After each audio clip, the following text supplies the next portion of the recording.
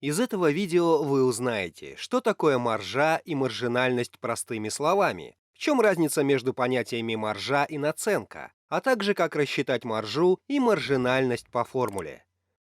Всем привет! Вы на канале Жажда Про. Термин «маржа» применяется не только в бизнесе, но еще и на фондовой бирже и в банковском деле, и везде имеет разное значение. В торговле на бирже маржа– это заем при покупке актива, в банковском деле– один из показателей надежности банка.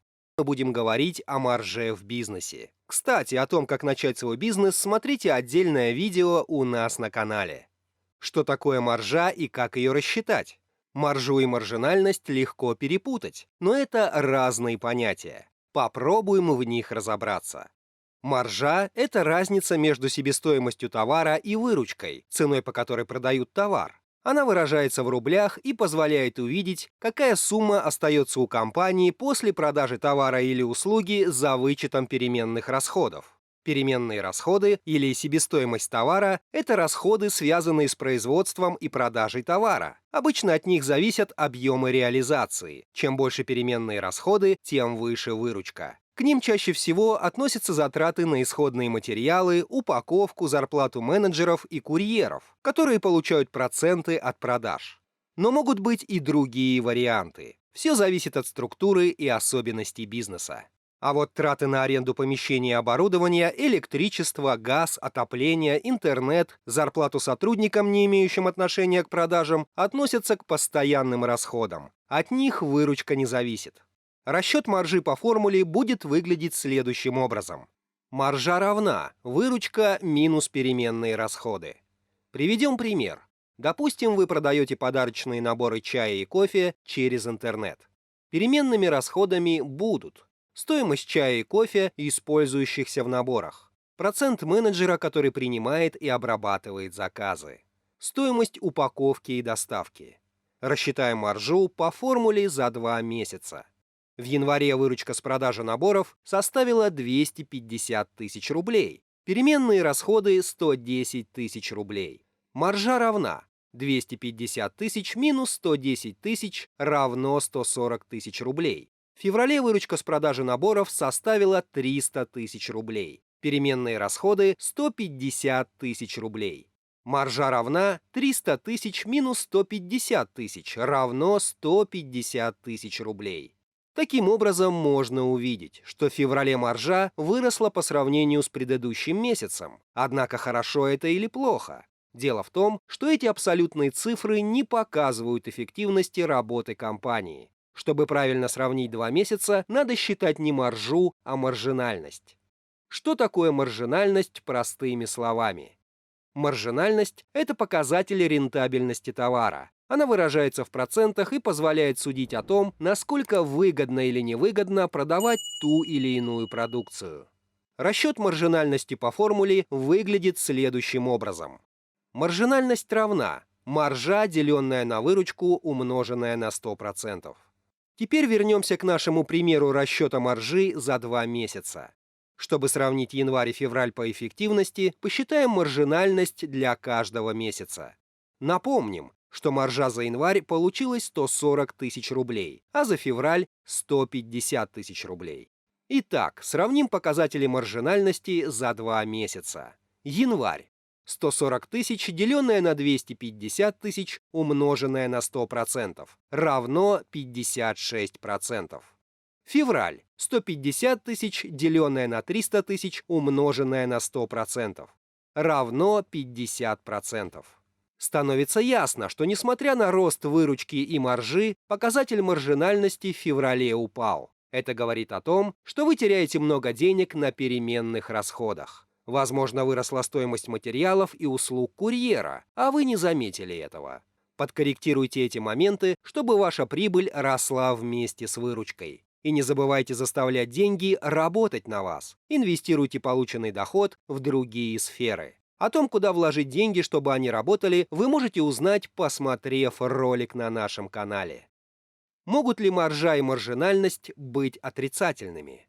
Да, могут. Отрицательную маржинальность можно встретить довольно часто. В качестве примера можно привести всевозможные акции, скидки и распродажи, когда товар продается по цене равной или ниже суммы себестоимости. Выгода продавца здесь в том, чтобы за счет одной убыточной позиции привлечь в магазин большее число покупателей, которые приобретут и другие товары с более высокой наценкой. Отличие маржинальности от наценки. Наценка – это не то же самое, что и маржинальность, хотя формулы их во многом схожи. При вычислении маржинальности нужно делить на цену, по которой товар продается, а при расчете наценки на себестоимость. Наценка не ограничена и может быть любой в зависимости от расходов продавца и востребованности на рынке. Маржинальность же имеет верхнюю планку и не может быть выше 100%. Торговая наценка позволяет увидеть, сколько денег вы заработаете, но не гарантирует высокой прибыли. Например, можно сделать высокую наценку, но все равно уходить в минус из-за большого количества расходов.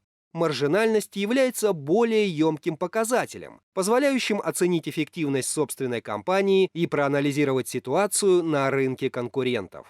Так вы сможете держать дела под контролем и вовремя вносить коррективы.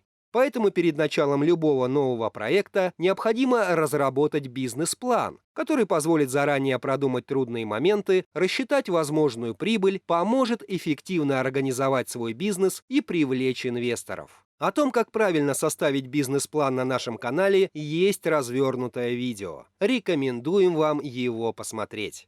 Маржинальность также используется при расчете точки безубыточности. Точка безубыточности – это граница, переходя которую компания выходит в ноль. Рассчитывается она по формуле как отношение постоянных расходов к маржинальности и выражается в рублях. Напомним, что постоянные расходы – это траты, которые несет компания, независимо от объема выпускаемой продукции. Таким образом, как только выручка достигнет точки безубыточности, компания перекроет свои постоянные расходы и начнет выходить в плюс. Лучше, если это случится, ближе к началу месяца. Виды маржинальности для разных товаров.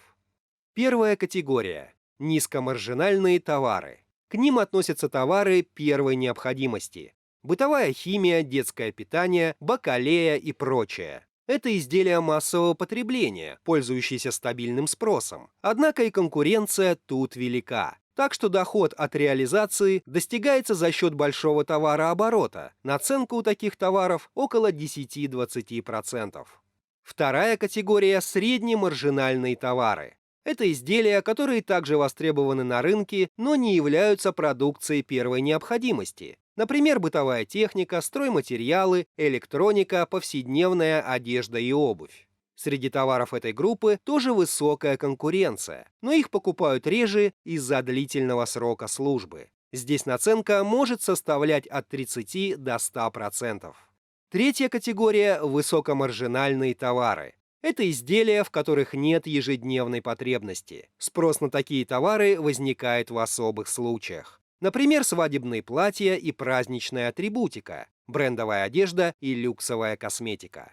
Сюда же относятся сезонные товары, меховые изделия, цветы, а также товары повышенного спроса в конкретных обстоятельствах. Попкорн в кинотеатре, мороженое и напитки на пляже, сладости в парках аттракционов. У таких товаров самая высокая наценка, достигающая 300-500% и более. Мы подробно рассказали о том, что такое маржа и маржинальность, а также привели формулы для их расчета. Если вам понравилось видео, поддержите лайком и комментарием, а также подписывайтесь на наш канал Жажда Про. Не забудьте нажать на колокольчик, чтобы не пропустить наши новые выпуски.